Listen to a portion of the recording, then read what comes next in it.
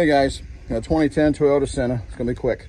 Customer brought in the check engine lights on, the VSC lights on, the traction control off light is on, and that can all go together. It can be from the a problem in the engine. I didn't even have to hook up my computer to see what's going on because I found the problem already.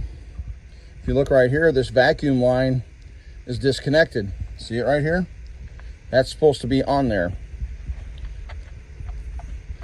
There and that. When you check all these vacuum hoses are very, very important. You need to keep an eye on them. But that right there caused the problem. That caused those three lights: the check engine light, the VSC light, and the traction control off light. That was all caused by this.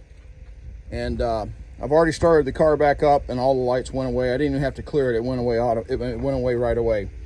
But always check, if you ever get those three codes: check engine light, VSC light, traction control off, and the check engine light. Check your vacuum. Just first thing you do, just real quick and easy, you can do it yourself. Just check the vacuum hoses. Thanks. Take care.